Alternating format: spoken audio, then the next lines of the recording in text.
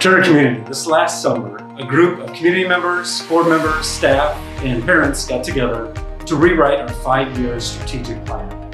This plan is designed to analyze data and prioritize the things that we want to focus on in our district long term. After reviewing the data, the group came up with 5 goals: student achievement, employee support, positive learning and work environment, community connection, and operations. Each of these goals is led by a different Turner staff member, and in these videos, you're going to see those staff members talk with you about the updates that have occurred over the course of a quarter. We hope that you watch these videos. We think that they'll give you a quick and hopefully informative way to learn about what's going on in our district and what we're working toward long term. Thank you for watching. We appreciate you. Thank you.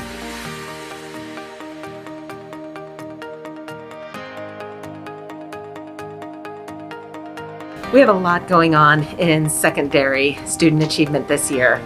We started off with some literacy training. With our literacy training, we have done some dyslexia training that really scooped up the special education staff, our school psychs, and our English language arts teachers, and they did that before school started. Before school started, the high school also introduced a sustained silent reading program. The librarian at the high school has spent some time doing book talks and is now doing a book pickup, so we're making sure those books get in the hands of the students. Avid is taking a strong direction this year with Wicker School Ride, so that writing, inquiry, collaboration, organization, and reading. The high school and the middle school did their site team goals before school started. The site teams came together both remotely and in person and developed those goals. There was also 3 different professional development offerings at the beginning of the school year. One focused on refreshing things that happened last year with Wicker, focused note-taking, and higher order thinking. And then they spent some time looking at using their why to inspire achievement, to get re-energized for the school year, and to look at collaborative study groups so that they could really use the cohorts to the main capabilities that they would be able to. A foundation grant was awarded to host a DEI training for staff through Teaching Tolerance, and then course TLTs continue to meet and review and align curriculum and practice. And a lot of that is happening on teams. It started at the beginning of the year with reviewing essential standards and mastery grading, Schoology framework and expectations, and building the professional community inside the courses for the different students so that they all had that great achievement. During first quarter, the Student Achievement Committee at the elementary level has been focusing on our district literacy plan, with most all of our professional development centered on literacy activities for teachers and students. Throughout the beginning of the school year, we trained all elementary teachers pre-K through 5th grade in Fonis and Pinnell classroom. Trainings included implementation of interactive read-alouds, shared reading, and our new phonics and word study program. This is our new curriculum resource that's being implemented into all classrooms this year. In addition, we've also done Hegarty phonemic awareness training with all of our reading teachers, special education, and kindergarten and 1st grade teachers. Hegarty phonemic awareness is a 10-minute daily program for all students focusing on early literacy and phonemic awareness skills at the early levels.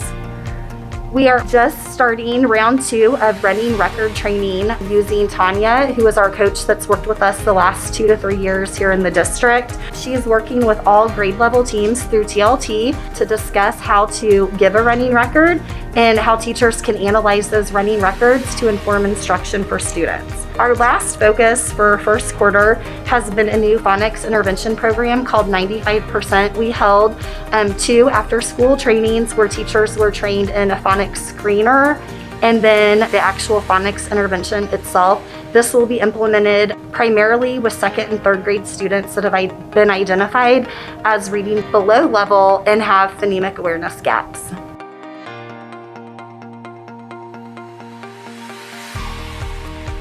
The Community Connection Committee is really proud of the progress we've made so far in this first quarter. This year, our committee is thinking through how we can communicate with our families in a way that is both engaging and easily accessible. We have collaborated with several different buildings as well as departments in the district to create videos for our families that share important information that they need to know. So far, these videos have received really great engagement. We continue to utilize our other communication avenues such as social media, our school newsletters, and Turner Today. Although there are fewer in-person events in the community this year, our district had great turnout at Spooktacular, which was hosted by Turner Rec. Quarter 1 site councils were a success.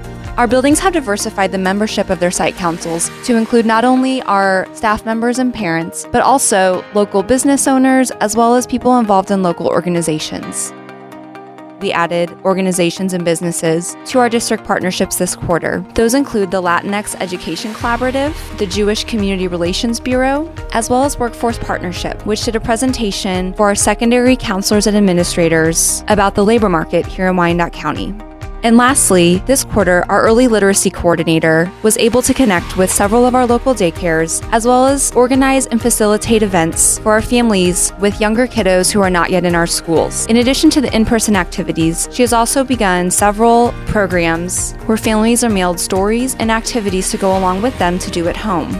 These programs have had a great success, and we hope that they can serve as an example to other departments and buildings of how we can engage our families who aren't able to make it to our traditional in-person events.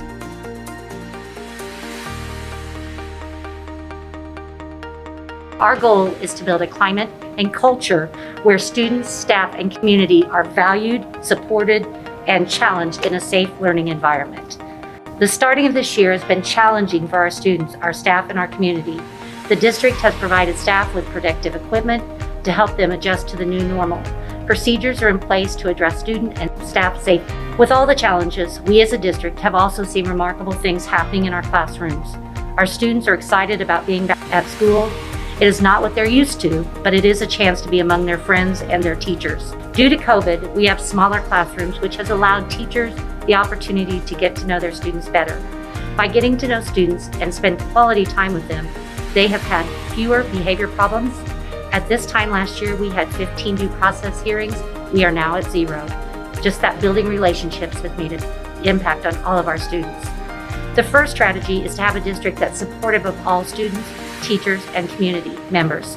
The administrative team had their first training this month on inclusion.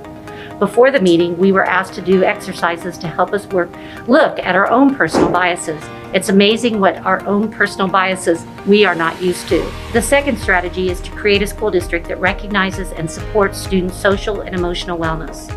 The Turner School District Mental Health Team is meeting this month to create a data tracking system for social, emotional needs and services provided.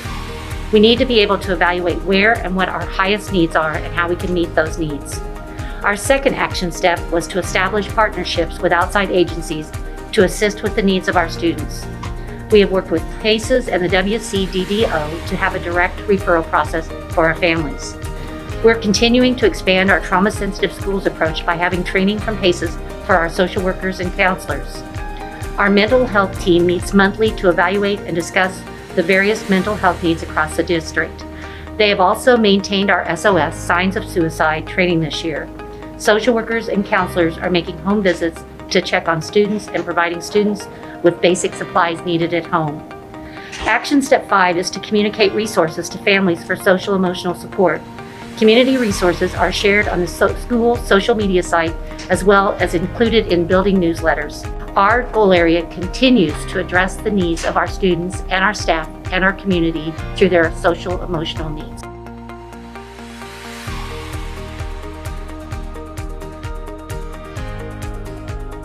This year, our overall reaching goal is to make sure that we recruit, retain, and hire diverse professional workforce. The first goal talks about making sure that we're recruiting the diverse workforce. So we looked into the demographics for our students, the demographics for our community, and the demographics for our staff. And what we would like to see, what we're trying to compare, is to make sure that our community and our staff demographics are similar to our student demographics. And that's where we are working as a committee to try to balance that out, or at least recognize and bring that as an awareness to those of us that are recruiting. And then the other thing that we're doing is we have been researching and communicating with universities and colleges that have a like demographic, and that's been exciting for us. In the email that we send to our future, hopefully, the candidates that we're going to be interviewing, is the new clip for the welcome video. And we also tell a little bit about our district and the demographics in our district. So our second action is a positive professional learning culture. We have a really strong, robust mentor program for our certified, and we're continuing that. But we are adding a buddy to all of our classified staff. So that's another thing we did first quarter. Last year we had #Bestie, so we're recognizing our staff too, the great things that they're doing, classified and certified. And we've been working with Lauren to make sure that we're able to push that out community-wide, get that on social media, get it on emails, and we made a new acronym to match Stronger Together. So each year it's gonna have a different name, but it's gonna be the same system, the same structure as what they started with the Bestie Award.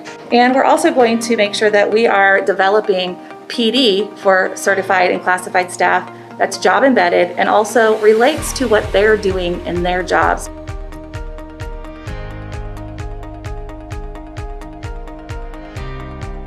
Operations have been very busy during the first quarter, and probably our biggest and most notable accomplishment is the District Activity Complex.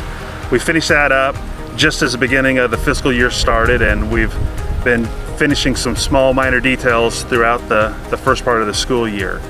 We're also very pleased with progress at the middle school, as we've got all of the steel erected, most of the concrete done, and we're beginning to work on the inside, getting the building dried in and ready for work this winter. Other items that we have accomplished through our facilities program are the replacement of water fountains with bottle fillers, and some major projects for next year, getting approval to replace roofs on buildings, and also purchasing some air quality testing equipment so that we can make sure that our indoor air quality is as good as possible. In technology, we began to replace our projectors with new 5,000 lumen projectors that have a bulb life of over 20,000 hours. And lastly, transportation, we've implemented the use of the Traversa software. That allows us to do two things. One, it allows parents to track their students' bus route.